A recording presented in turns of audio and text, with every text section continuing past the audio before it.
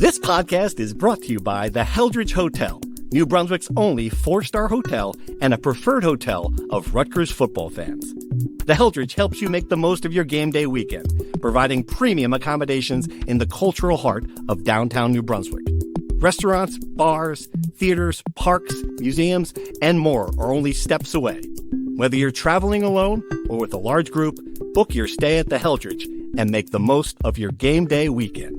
Visit theheldridge.com today. Exclusively on ESPN Plus, UFC 313, Saturday. Reigning light heavyweight champion Alex Pereira defends his title against number one contender Magomed Ankalaev, and an explosive lightweight bout between Justin Gaethje and Rafael Pazit. UFC 313, Saturday at 10 p.m. Eastern. Buy it on ESPNplus.com/PPV. From NJ.com and the Star Ledger, welcome to the Rutgers Rant, your one-stop podcast for the Scarlet Knights, with your hosts Steve Pikiell and Rutgers insiders Brian Fonseca and Pat Lenny. Let's start shopping. All right, everybody, welcome back to the Rutgers Rant. Pikiell here. Got to promise you this is going to be one of our rantiest rants ever. I'm just going to say up the top here, if you've got a weak heart, it's one of these signs at a ride, a great adventure. I would encourage you to skip to your next podcast, maybe something more soothing like American politics, because we're fired up. And I got to tell you, the loss was bad enough, right? That 100-71 loss to a good, not great Purdue team in March, disgraceful defense, gave up, lack of heart, all that stuff. We're going to talk about all of that. But I want to start with something that I think is just inexcusable, unforced error. And that is the decision of Steve Pikiell not to address this, not to stand up there and take questions about this loss. And I just, again, you can think this is a minor thing, but you're a head coach of a program. You need to show accountability after a loss like that. And to send out Brandon Knight to take, I don't want to hear what Brandon Knight has to say about this. I want to hear Steve Pikiell. I want to know I want to hear his answers to this unacceptable performance in March by a team with 2 NBA players against a good, not great Purdue team to lose by 29 points. I'm sorry. And to put it in perspective, and I was thinking about this, can you imagine what we would be saying on this podcast if Rutgers football went to Purdue and lost, let's just say 40-14. And all of a sudden we're going in the press conference room and in comes the PR staff and they're like, okay, Coach Shannon's not available. Here's Kirk Shiraka. We'd lose our shit. Can you imagine? The number of times Chris Ash would probably have preferred not to. Chris Ash is not available. Coach Ash is not available today. Here's Andy Boo. Are you kidding me, Steve? Steve, you make $3.5 million a year. We are not, I am not Mike Wallace. Kevin Armstrong is not going to grill you. Stand there, answer some questions about this. It's an unforced error, just complete stupidity. Adding on top of all the other shit that happened out there. Your team get disgraced. You're on the bus by 9:30. I'm sorry. And that really angered me. I thought, well, let me sleep on it. Let me see if I feel the same way when I wake up. I woke up even in a worse mood about it because it is such an unforced error, Brian.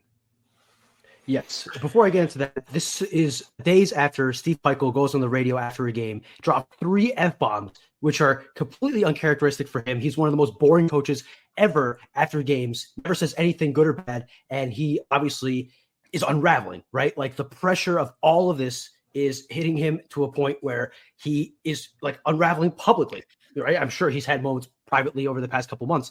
It's finally coming out to the surface. In regards to the media, the truth is this program has been treated with kid gloves for the 8 years, right? Like people, the media, the fans, for the most part, have excused everything, every slip up, every bad result, every bad march, everything. Right? He hardly is challenged by us, I shouldn't say by us, by the media at large. And when we do challenge him, when I ask him a somewhat hard question, when I dare to tell him, hey, Steve, you've lost 3 games in a row, or when you ask him, what he's thinking when they're 500 in the middle of January, he throws his 3.2 GPA at you. And then he goes in on an in-house podcast with, a level of spin that would make the North Korean propaganda lady blush. That we don't go to hospital visits is what the spin was, right? I saw that one. Yeah. Hospital visits and working We in don't worry homeless about shelters, which I have seen zero evidence of them even doing, first of all. And second of all, am I supposed to sit outside the homeless shelter and cover it to get clicks? Like, am I supposed to just guess when they're showing up? No one's told me they go to hospital visits. Every team in America goes to hospitals and homeless shelters. Every team. The point is that finally, there's a point where even families who accused everything, even the media for the most part accused everything, are finally trying to get some accountability, and nobody is stepping up. And I haven't heard anybody in the Rutgers program publicly say this season is a disaster. It's been a huge disappointment, which is objectively true. We are not living up to standards. It's like people expect the season to just go away, and it's like the 18-19 year where they were bad, but no one expected them to be good. Steve Pikiell goes up to the podium at Big Ten Media Day. He's asked about expectations, and he kind of scoffs at the question and says, what, we haven't had expectations here before?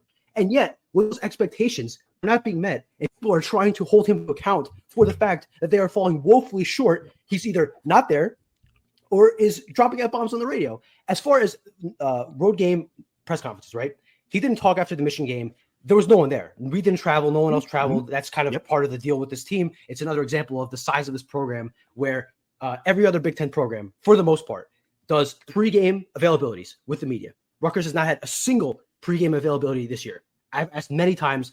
They just do not do a scrum pre. It's just standard operating procedure. Purdue does it. Michigan State does it. Tom Izzo talks for 30 minutes before every game, right? He talks more than writers could possibly want to write before every game. Rutgers doesn't do it. And then on the road, no one travels. So a lot of the times, he just doesn't do a post-game press conference.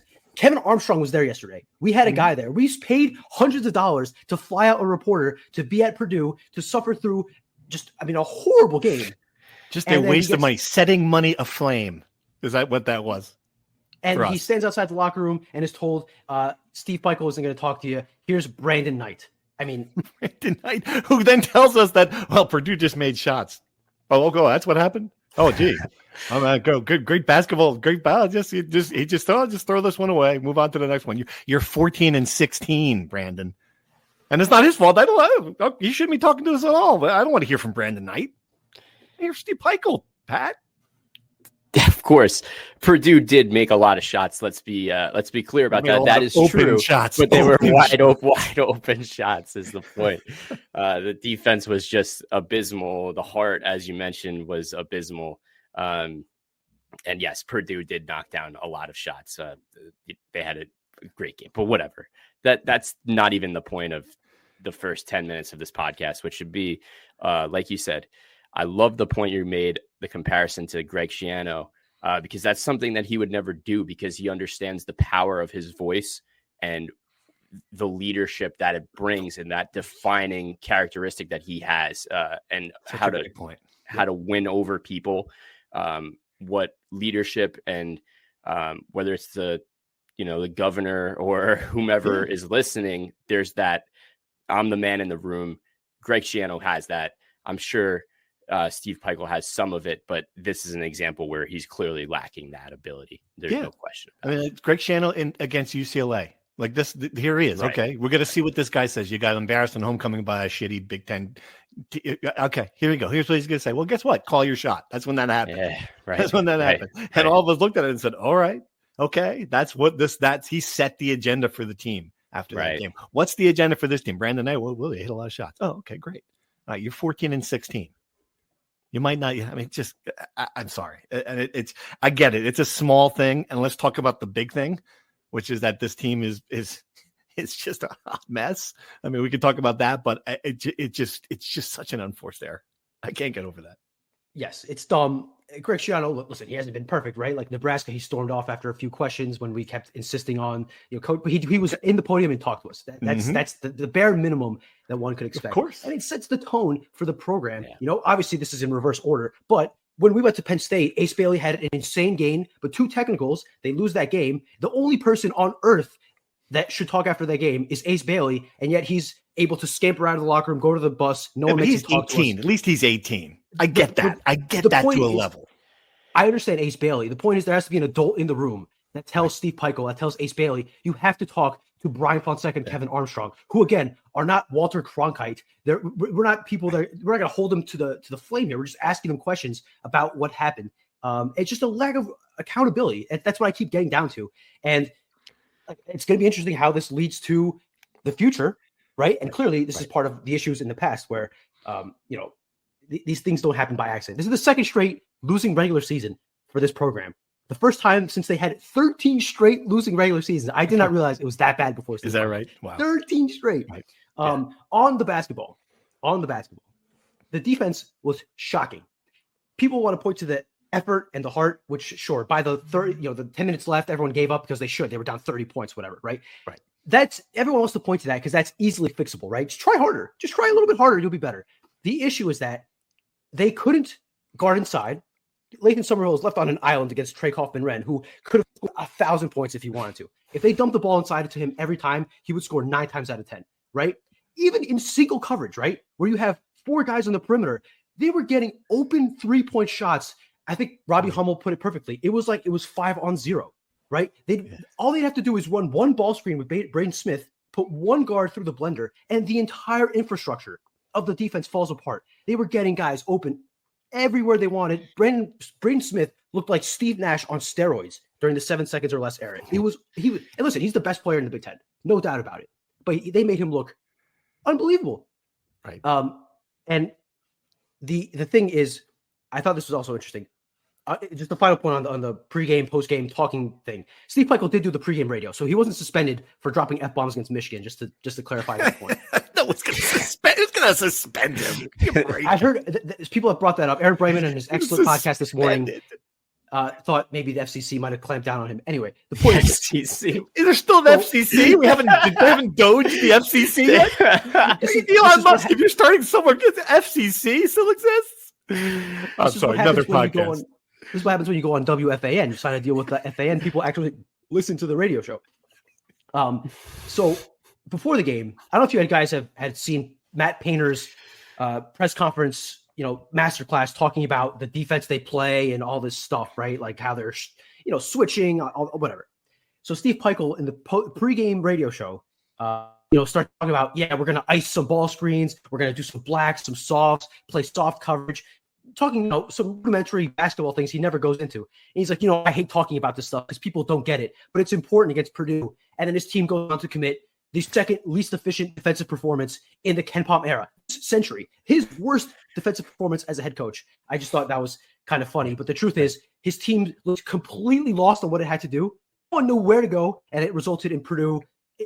Matt Painter is the classic coach in the Big Ten because if he wanted to, they could have scored 700 points. Of course, easily. Yeah. Yeah, part of the walk-ons, we watched the Purdue walk-ons get a layup drill for 7 minutes at the end of that game. And the one thing I heard, Pat, and I don't want to hear this. This is funny. Like people, that was an Eddie Jordan type. Let me tell you something. Eddie Jordan never had 2 NBA lottery picks in his lineup. Eddie Jordan didn't have 10 years in the Big Ten behind him, didn't have all the facilities, didn't have the contract that Steve Pikiell has. Eddie Jordan coached with one hand tied behind his back. And he was bad. It was a bad time for Rutgers basketball. But don't say, it was like Eddie Jordan. I'm sure Eddie Jordan's watching that and saying, I wish I had Dylan Harper. Dylan Harper can't defend. I mean, that's incredible. You got these guys. That's the other part about this, Pat. Like the thing that just, you're a defensive coach. How is Dylan Harper that bad on defense in game 30, not game 2? Game 30. He was terrible on defense. Foul was 3-point shooter, flying out, every ball, every fake. It was amazing that it was so bad when they did the second half line swap, like the Devils would do. They swapped everyone out. I think they were down 20 at that point. And they switched to a 2-3 zone for one possession, and then they get a wide open 3 or something. And he missed, I think. He may, of course. Yeah. Steve Pikiell pulled his goalie and switched it with somebody else at that point. Yeah. So I was just like, wow, this really is the defining. People are going to remember this game as like, oh, wow, right. This is like the face of how bad it's gotten. That like this is the absolute skid mark of horrible year. Yeah, it feels that way to me. And I don't want to, I get it. Like you lose at Purdue, you're probably going to lose that game, even if this team was good. I understand that. But it does feel like an inflection point to me, Brian. I don't know if you agree with that statement, that this is sort of like when we're doing the autopsy of this season, we're going to look back on that. I don't know. I think Pat's right. I just think the team stinks. This is just an example, 100,000, the most egregious one, obviously, of a bad basketball team, right? Like there's no excuses here. The entire team's healthy, right? You feel like you're playing well. You're sending, you're showing the team text messages from other teams about, playing music as an orchestra or whatever motivational nonsense we're throwing out late in the season.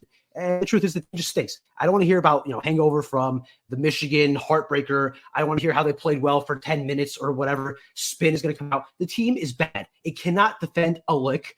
And even when they're scoring, first 10 minutes were the same thing as the Michigan game, just a little bit shorter, where they're scoring really well. They're hitting threes, they're hitting shots, and they're up by 2 points or 8 points or whatever, because on the other end, every 2 that Lincoln Somerville scores, he gives them 4 on the other end, right? Like, and that's Lincoln Somerville, because the entire team is horrible defensively. Horrible, right? The only redeemable thing about this basketball team are 2 or 3 things. Ace Bailey and Dylan Harper offensively, right? Who are, again, the greatest offensive players Rutgers will ever have. And it's just amazing that they're wasting this team.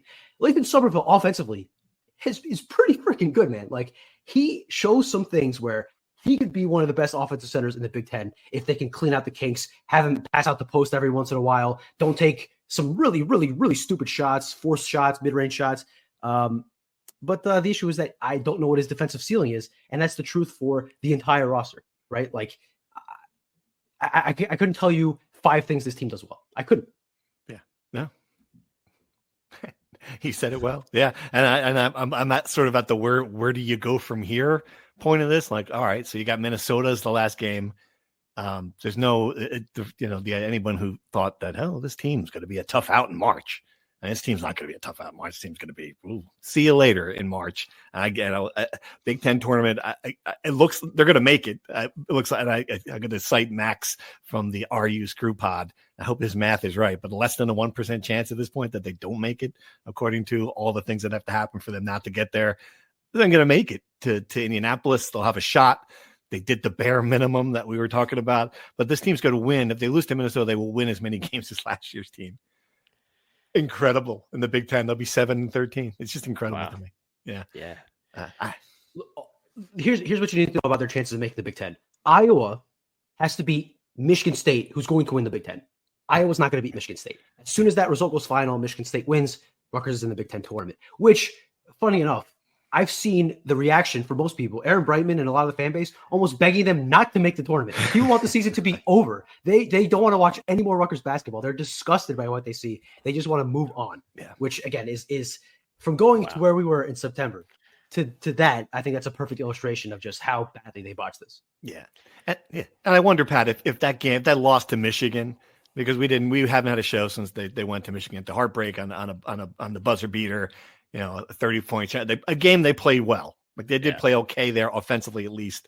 Didn't give up 100 points. I guess that's good defensively. I wonder if that was just it. That was the one. That was the kick. That was the one to pull the plug on the whole thing. That's the maddening part of this whole experience, because, and this is, I remember talking to the fans about this a lot too. It's like, well, after USC, you're like, all right, we could see this team score 95 points, and you could see, all right, maybe we can win game. Maybe Rutgers can win games 95-90. And then Rutgers comes back and it has that game against Michigan. And you're just like, they handled the paint really well against Michigan. And that was totally surprising. The thing that just bad teams are just inconsistent. And that's what Rutgers was all season long. Like, there was zero consistency ever. And that's probably the biggest knock on Pikiell from top down. There was zero consistency. Like, what was this team from the beginning? The first 2 weeks of the season, you had no idea, right? He had no idea. And that is a huge glaring red mark for me. I don't know if that, I guess if you're a Rutgers fan and you're not going to watch the Big Ten tournament, then that's pretty wild. To see where this thing has fallen. I'm pretty shocked to hear that reaction, But I can't blame him. That's for sure. After that, but it's just like the parallels of the two is crazy, because I'm sure after the Michigan game, those same people were saying, "Oh man, we're right there, we're right there with the best team in the conference." And then a few days later, it's the worst team on earth after one of the worst losses we've seen, and definitely under Pikiell. The reason I can't see this team making any sort of run is you watch the first half against Purdue, you watch the first half against Michigan, right? Like Rutgers goes down the floor.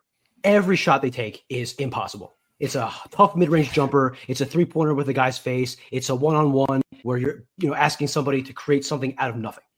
And then you go on the other end of the floor, and Purdue is getting any shot they want. Any shot they want. Again, Purdue is an above-average, excellent offensive basketball team, right? Michigan is an above-average, excellent basketball team with interesting, difficult matchups. And they're going against the Rutgers defense. It's important to note. I think if Rutgers offense went against Rutgers defense, the same issue would happen, where they just cannot manufacture easy shots. And when they do, when they have an alley-oop for a dunk, they box that. In the second half, the first alley-oop they threw to Dylan Grant, he couldn't throw it down because of a bad pass. It's just they struggle so much to create anything easy offensively. And the only thing they have that is consistent in scoring is Ace Bailey and Dylan Harper going ISO. And it's almost impossible. I mean, to wrap up this point, in the first half against Michigan, they made 19 of 23 shots. That was the hottest stretch of basketball I have ever seen Rutgers have, ever. I mean, it's almost impossible to do better. God, everyone was hitting shots. JaMychal Davis, Jeremiah Williams, Ace, Dylan, everybody. Emmanuel Bole had a dunk, I'm pretty sure, in that stretch. Everyone was hitting shots. You go into halftime, you're only up single digits, and then you blow the game. Of course. That to me is the microcosm of the entire season. Unsustainable. Yeah, no, absolutely. Yeah. And I know people are circulating, and after every game now, I love the shot charts are always on, and Michigan's shot chart was basically perfect. And I'm looking at the Purdue shot chart, and like somebody took a corner 18-footer, and it was so out of character that I'm like, I remember that shot. I remember thinking at the time, whoa, that wasn't a 3-pointer. That wasn't in the paint. Something went terribly wrong. Matt Painter's going to make that kid do sprints. Rutgers had 27 other twos against Michigan. Other twos meaning not at the rim. 27. Michigan had 0. Oh, you're going to be 0.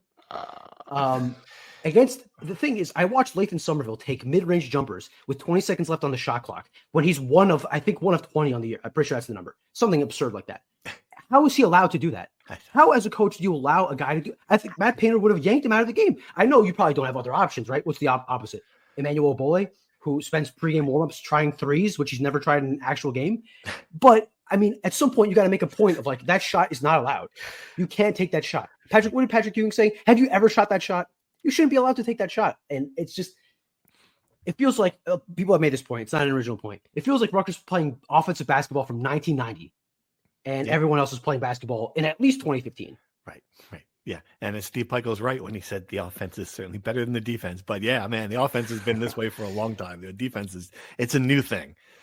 The offense is only good because you have 2 NBA players in it. That just to be clear, like the offense, they keep talking about like how they're scoring 80 points, which they haven't done in like, 35 years or whatever. Yeah, because you have 2 NBA players on your roster who, in spite of the offensive system they play in, are scoring at ridiculous rates. And because this is another important note, Rutgers defense was really good back in the last few years. One, because they were good, but because they would just grind teams down. Opponents would have to go 30 seconds into the shot clock to get a shot, right? Which kills clock, which reduces the amount of possessions per game, which gives your offense less chances to score. Rutgers gives up such easy baskets so quickly defensively that they have more possessions to work with, which is why they're scoring more, because they just have more opportunities. That's an important note. It's not because the offense is suddenly better. Yeah. It's because you have elite players and more chances.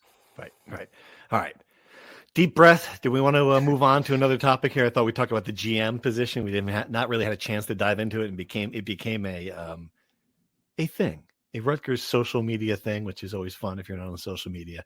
You might not have gathered all of the talk about what the GM position is going to be and defining that position for Rutgers.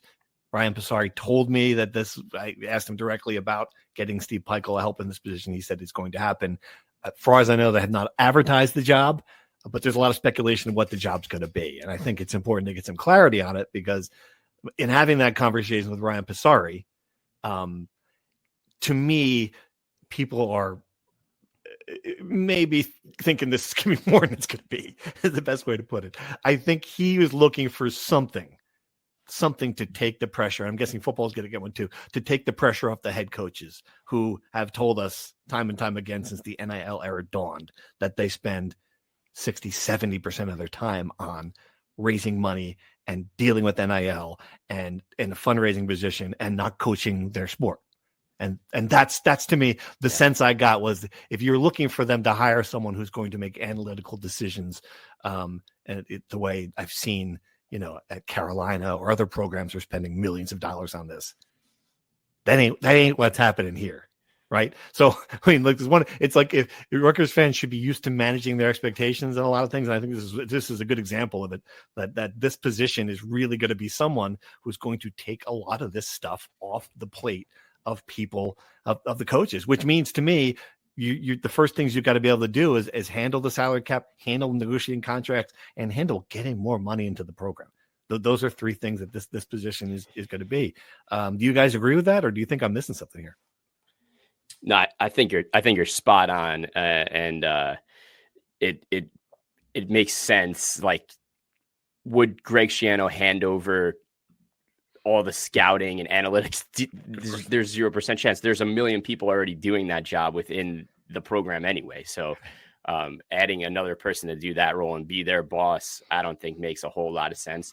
I think Schiano kind of like relishes in his ability to evaluate talent as well. So like that whole talent evaluator idea kind of doesn't exist in a Schiano world, in my opinion. I think just a big part of what is fueling the fan speculation about this topic is what's happening at other programs, and it becomes a big publicity stunt, right? Like Andrew Luck was the first one to sign, or the first Stanford signed Andrew Luck to this position, and right, obviously he comes with such celebrity appeal and things like that. So I think there's just a misunderstanding of exactly what you're saying. Like, where's our Andrew Luck? Is it going to Woj bomb? Where's our? Yeah, I'm sure. Yeah. So in football, I agree with you, Pat, because they have like entire scouting departments. I'm sure if they don't already, they should have like an entire department just watching other college football teams and scouting potential portal players that you can kind of pick up, right? Like guys in the lower ranks, the FCS, the lower G5 teams. And I mean, I don't know if they do, I really don't know, but clearly the haul they have this year shows that they have really concentrated on those lower levels.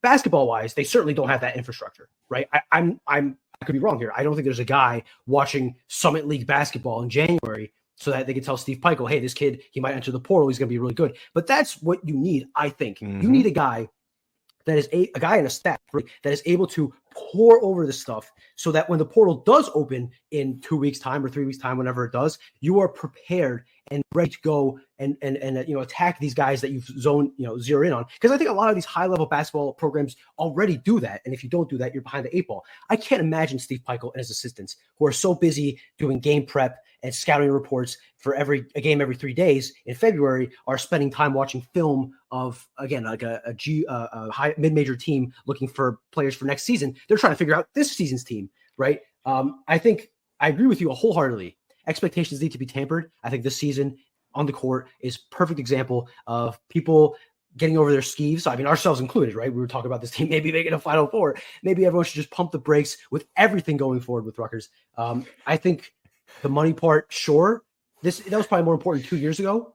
I mean, listen, they hired a guy from Altius that was supposed to kind of help with these corporate partnerships, and I haven't heard. I heard his hiring. It's been 2 years. I haven't heard from the guy since, right? So, they need a guy who can provide money, but I think the money doesn't matter when you don't have people in place to know where the money should be spent, and more importantly, on top of all that, and this could also come from shifts in the coaching staff. Somebody needs to be around Steve Pikiell and help him have a fresh look at things and, kind of push back on, like, this isn't a good idea. This is a good idea. Maybe we should structure this. Because the truth is this.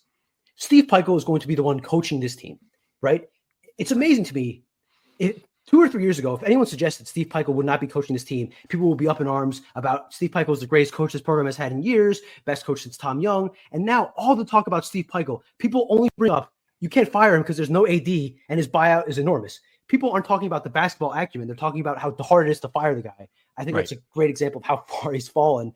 Anyway, the point is he needs someone in his ear to be like, listen, Steve, you can't be doing this. You gotta be doing this. Gotta be doing that. Yeah, right. He needs to rebuild his staff in a lot of ways, and that's something that's going to happen. And I'll be very interested to see. And this is what you get into a situation where you don't have. Apologies to Ryan Passari, who I like. You don't have someone who is a real athletic director, in a permanent position, who can go to Steve Pikiell and say, "You got to make changes on your staff," and have these hard conversations. Not, yeah, you should consider it. No, you got to do it. This is not good enough now. We have proven now. We have gone, and we've done this illustration. You love to talk about, well, I've got this team to 3 consecutive NCAA tournaments, including one that didn't happen. Okay, great. But you went from 32 to first 4 to NIT to miss. Like, it's unacceptable. Any place else on earth, they are charting a way to get out of that contract. That's the reality of it. Go around Power 5 places. They are looking. You think it's a crazy conversation for Rutgers fans to have? It is not a crazy conversation for Rutgers fans to have. They'd be having. You think they'd be having that at Auburn? They wouldn't be having it. He'd be gone. That's just the reality of it, right? And I'm not. You've got one NCAA tournament win in 9 years, right? So you've got to do something here. You've got to do something about this. You've got to change the course of this. If he's too stubborn to see that, we're gonna be talking about the next AD is gonna have a coaching search here. It's the reality of it. A few things. I'm tired of the 3 NCAA tournaments. I'm tired of it. The one thing no one ever brings up is this: if they had the tournament in 2020, right, then Geo Baker, Ron Harper, Caleb McConnell wouldn't have an extra year to be able to bring Rutgers to the 2022 NCAA tournament. Right? That's a great point. Play out the butterfly effect. Why have I not thought of that? That's a very funny. I've never thought of that. Yeah, that's a good point. We exist in alternative realities, okay? If they made the 2020 tournament, Lord knows they take the 2022 tournament because they blew the chance of going to a 23 tournament with an even better team. They played a Cam Spencer game-winning 3 at Purdue yesterday. I cannot imagine the Rutgers fans' reaction watching that. My reaction was, oh my God, Rutgers used to be a pretty decent basketball team back in the day.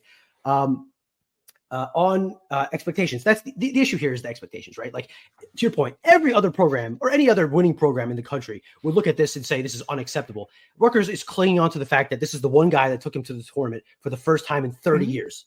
And no one is looking beyond that and saying this should be better. This could be better. We're in the position, we're in the Big Ten, we're getting full revenue share, we have a practice facility, we have a great home court advantage. There are so many things positive around this program that we're paying really good salaries. We're paying an assistant coach a really good salary. There's a lot to sell here at Rutgers. And listen, I'm not advocating that Steve Pikiell should be fired tomorrow, right? But I think the conversation is completely fair because they are falling well short of expectations. I think someone brought it up yesterday, and they make a great point. The last 2 years were completely excused because it was like, hey, listen, we might have missed the NCAA tournament in spectacular, embarrassing fashion, but Ace Bailey committed in January. He'll be here in 2 years. And then last year, they were horrible, but it's okay. Ace Bailey and Dylan Harper are coming next year. Everything will be okay. Ace Bailey and Dylan Harper are here, and they failed again. There's no more looking forward to next year, which looks even worse on paper at this moment. We could be talking about a Seton Hall-esque year next year, right? Yeah. So the hope is gone. All your cachet is gone, and now you got to rebuild it. This is going to be, to me, a test of, is Rutgers a winning athletic department? Are they able to recover from this? How do they react to this entire situation? That, to me, is going to be a humongous litmus test of, can Rutgers win in the modern era and reverse decades of being a loser athletic department? All right. Should we take some questions? We've got some good questions from the Discord. Let's see if we have a lot of people just screaming the same thing, but we have some questions, and let's start with wrestling, Pat, just to cleanse the palate. It's like when they give you that little gelato or whatever it's called. Yeah. Mezza. So cleanse the palate. Yeah. Because at this point, all of the NIL money should go to Goody for he's our John Wooden. Question: Can we get a Big Ten wrestling championship preview from Lanny? Who can surprise? Who may stumble? Odds of all 10 getting through. Okay, all right, Pat. They've lost one of their best wrestlers, so that's going to make it a little harder. What do you got? So, I think on the odds of everyone getting through is pretty much less than 1%. But I think the over under out of 10 weight classes, a good number is 7. I think 7.5 is a fair line of like, all right, there are 6 guys that are certainly going to make it, and then 3 that are bubble guys. So I think that 7.5 is a good number. Dean Peterson, 125. He's a guy, veteran guy. He had a really good Big Ten tournament last year. He's going to be seeded fairly well. He's come back strong this season. He's wrestling really well. I like him a lot. Joey Olivieri at 141. Tough weight class, but he's a tough kid. Has wrestled well in a bounce back year. And then,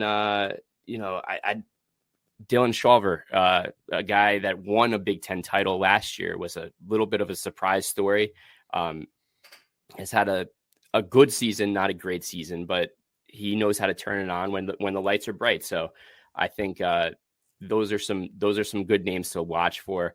Who can who might slump. I don't know. It's hard to say, but I'm intrigued to see PJ Casale. You mentioned Rutgers isn't going to have one of their best guys. Of course, you're talking about John Pesnansky, who's just kind of, his career has kind of come to an end with injuries, and but he's going to be replaced by PJ Casale at 197 pounds. And that's a whole another really interesting story. His whole background, PJ Casale was a great wrestler coming out of Del Barton and Passaic Valley High School at the end. And just has had some up and downs with the team and some personal things. And for him to get this opportunity is really special. So he'll be the 14 seed. He'll be seeded last. It'll be really hard for him to kind of make it through or to have a nice run. But I think if it's not this year, next year, he might be a really good guy to follow and learn more about that story. So I think when you're talking about the consistency of a program and like things that are going really well, Rutgers had maybe its most consistent year ever in wrestling this year under Goodale. And that has kind of been swept under the carpet a little bit by what's everything else that's going on. And it's been a very good year. It just hasn't had that there hasn't been that Nick Soriano or Anthony Ashnault type wrestler to make it an exponentially great season. But I think from a consistent standpoint, they're ranked number 12. They've been right in the mix all season long. And then it's just a very consistent year. And if you're like a fan of wrestling and you like following sports that are just going to be there every year and keep you satisfied, like this is your team. This is like the greatest thing on earth. This is the arsenal of will Rutgers have a Big Ten champ? Will they get one? If you're going to put money on anyone, I would say Dean Peterson's going to be seated in the top 4 at 125. It's always a very wild weight class, but he's one of the experienced guys in that class now. And I think he could maybe win one. So, but if I had to say, I'd say probably not. I love the 125. What was that? I love the 125 weight class. It's like I weighed that when I was in 5th grade. I think that's in the, anyway, go. Sorry, Brian.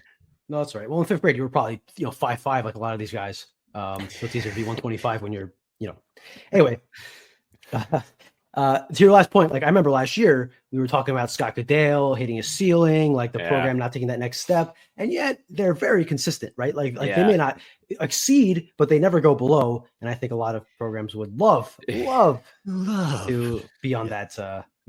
That love. Oh man, even when adversity hits, like you lose John Poznansky, they lost Brian Saldano this year. What's the excuse? No, it's the next man up has a really good season, like Shane Cartagena Walsh and PJ Casale come out of the woodwork. That's the infrastructure of a great program. No doubt. All right. Another question about Ryan Passari. In your professional opinion, what percentage chance does Ryan Passari have of becoming the official AD? I think it goes down. It goes down every loss. I don't know. I'm going to put it at 20%, 25%.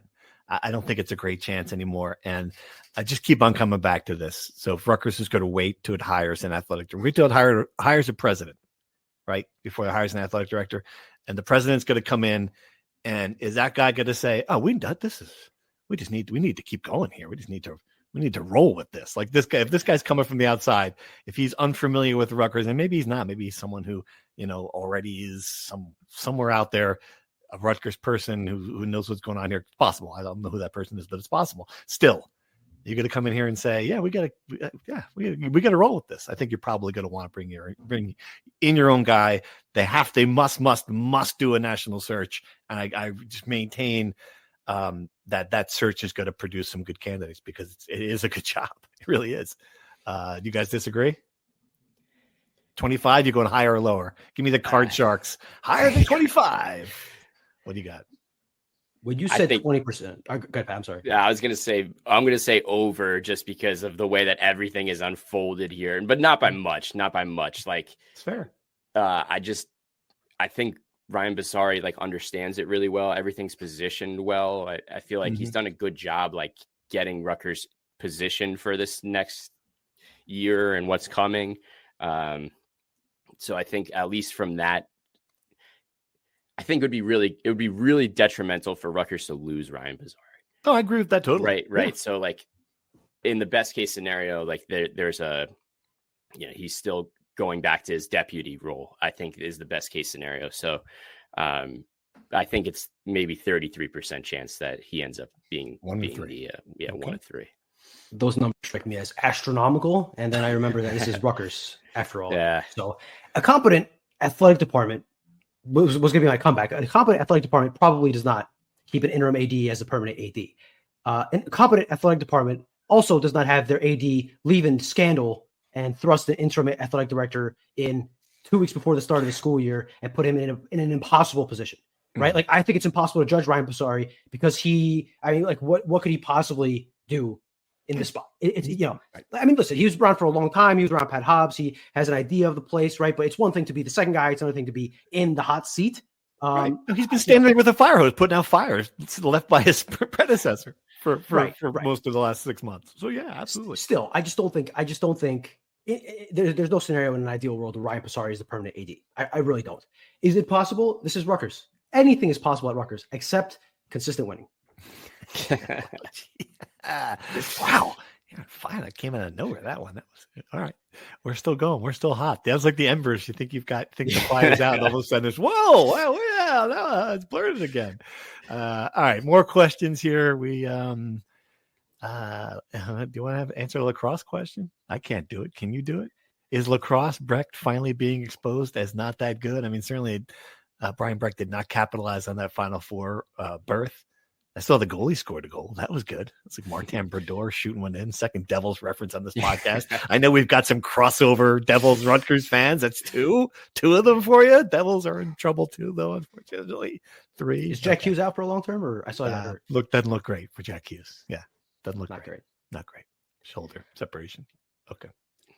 These hockey guys play through everything, so he'll be back. I don't know the answer to the question. I think they've undoubtedly cratered after that Final Four. I mean, they've been bad, especially compared to expectations. I think there is always this issue of expecting linear progress. This team goes to the Final Four. People expect it to be a Final Four contender every year instead of looking at it as like one really special year, the end of a cycle where you had these veteran guys who were around the program, successful, and they finally broke through. I just think he was unable to maintain that success in the transfer portal and building a foundation that would continue that. So, I mean, to answer the question, I don't know if he's been exposed. I think it's clear that they've severely what's the word I'm looking for? Underperformed relative to what people thought they could do after going to the Final Four. Yeah, I think Brian made a great point of like that special season was also a byproduct of the veteran guys on the team, but also the extra eligibility of Ivy League players that they were able to pull in the pipeline that, right? Like they couldn't go back to Princeton. There's no graduate program there. So Rutgers pulled all these guys. They had an incredible run there with adding talent. And I'm fairly certain they still are a little bit, but I think that was a big part of the really, really booming success there. Right. Brecht was way ahead of the curve there. Yeah, way ahead. I think other teams have kind of caught up to that. And again, it was a confluence of, they got an elite goalkeeper that year. Yeah. They had goal scorers. I don't think Adam Charlambides was still on that team, but they had another guy whose name is escaping me, who was a really good long-time player. Like they looked out in guys coming back for 6th, 7th years of eligibility. And to Pat's point, just way ahead of the transfer curve on the Ivy Leagues, and they haven't been able to counter other teams, figuring it out.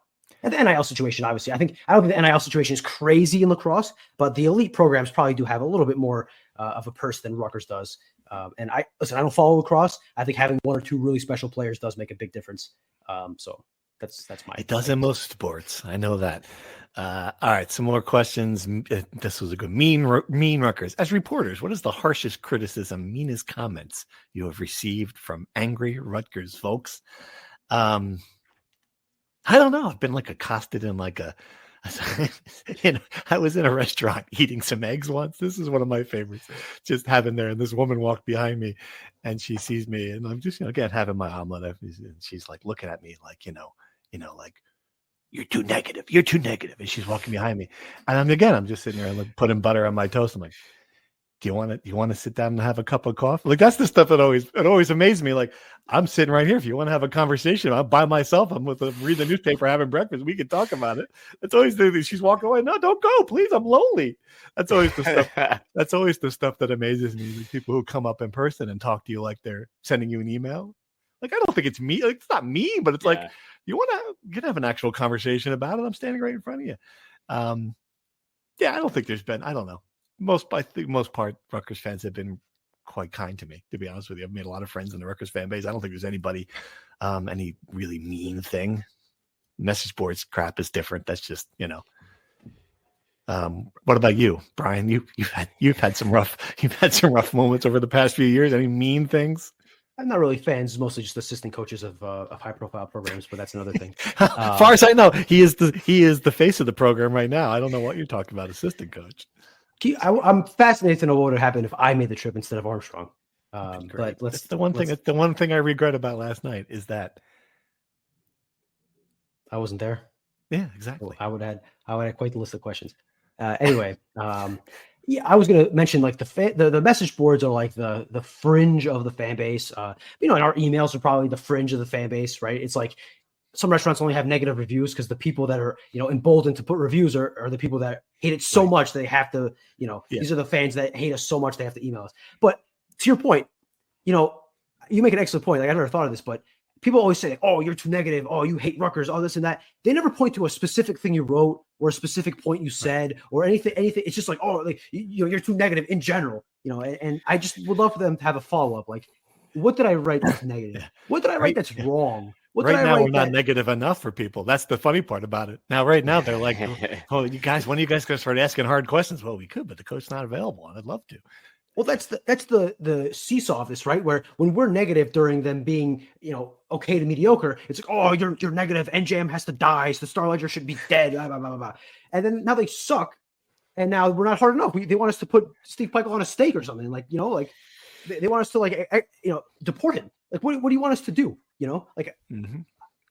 It's never enough for anybody, but it is never enough. It's the life we lead, fellas. The life we lead could be ditch diggers. The world needs ditch diggers too. I had one run-in with a Rutgers wrestler who's still on the team, and just got hot over coverage about being too negative, and but then it came full circle, and we have a great relationship now.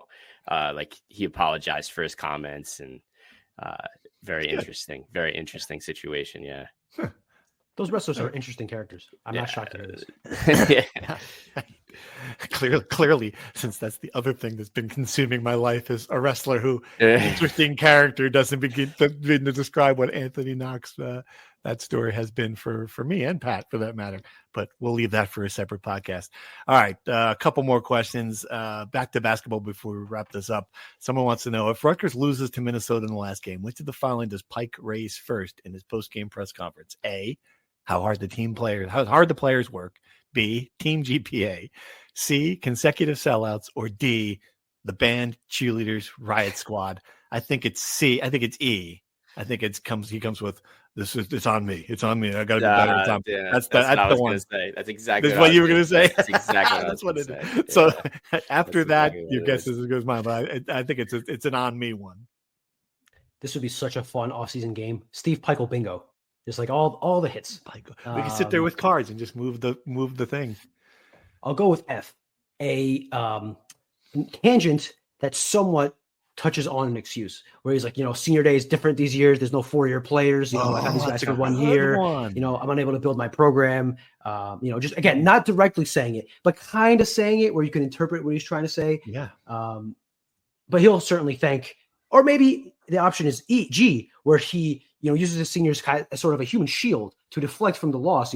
Instead of talking about the game, he talks about, having this year or two with these guys and right. The relationships they built off the court and, all that's, going to homeless shelters together and all those good things that they do. Everything that Zach Martini did behind the scenes in his 1 year as captain. Yeah. Okay. That could be it too. That's fair. And this is funny. I had to circle back on this because someone pointed it out. Listen to our show last week. One of the best questions was, what do you think is the funniest moment in Rutgers sports history? And we missed it. We didn't come up with what I think would beyond a shadow of a doubt, number one on that list. And it is the "What's Your Name" press conference by Norris Wilson in Penn State when he's filling in for Kyle Flood.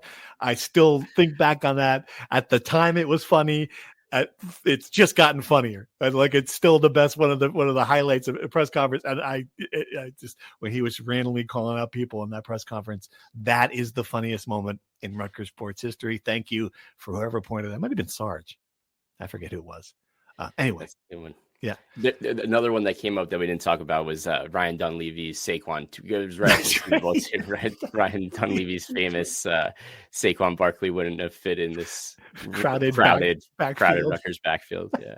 And he's been trying to make up for it ever since. Although I say, Ryan, very few people have been right about something as Ryan Dunleavy was right about the second part of the Saquon Barkley experience, doubling down on the Giants, letting him go and him becoming, now the single most important offensive player in the NFL. Happened pretty quickly. So Ryan has made up for that tweet and then some in his second extension at the New York Post. All right. Anything else? What else we got? NFL Combine. Let's talk about that really quickly. We got the $500,000 match we got to talk about really quickly to see if people can donate $250,000 in a month when the basketball team is 14 and 16. That's going to be fascinating. What do you think? What do you think the chances are that they can't not make that amount of money, right? So it's $250,000 off the top, and if they get another $250,000, then it's a $500,000. Do a cool million. Am I understanding this correctly? It's essentially a double match, right? So there's $250,000 on the table. Right. Okay. If Rutgers fans could collect $250,000 in one-time donations to the Knights of the Raritan and bring it the total up to $500,000, it unlocks a second match from the same original donor of $500,000. Wow. I shouldn't say the same original donor. I don't actually know the source of the extra $500,000, but it unlocks an extra $500,000 that is pledged on top of that. Right. So it'll become $1 million. Essentially, Rutgers fans can quadruple their money if they give $250,000. This is like an NPR pledge. Do I get a tote bag for this too? It's like an NPR pledge drive now. I think I know who the anonymous donor is. Stick with me here. You know who it is? The Rizzler. Ooh, the Rizzler. The Rizzler. He has been coming to Rutgers events. And he makes a lot of money on TikTok. Wow. I can see that. That would be something. If you could break that story, I'd read it. Why would the Rizzler want to keep that private? I think it seemed like he'd want to champion that. It's because he's like 13 or 12.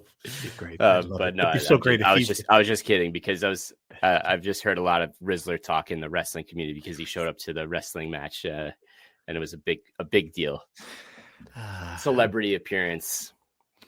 If they do, he has to give 500,000 big booms. Just boom, boom, boom for every dollar that gets donated. That's great. On the combine, Robert Longerbeam made some money. Elite measurables and like broad jump, like really good drill work. That track and field background. That's what it is. Not surprised. And I'm not surprised that he would kill in the interviews too. Nothing about that surprises me with Robert Longerbeam. He's going to be a very good NFL player. Holland Pierce's measurables were like shocking, like laughably shocking. I saw that tweet. People were making out. We're like, just, oh my God on that. Yeah. I believe it was the second longest wingspan of any tackle since like 1999. Just cartoonishly big physically, which we all know, right? I don't think he did any of the on-field drills from what I can remember.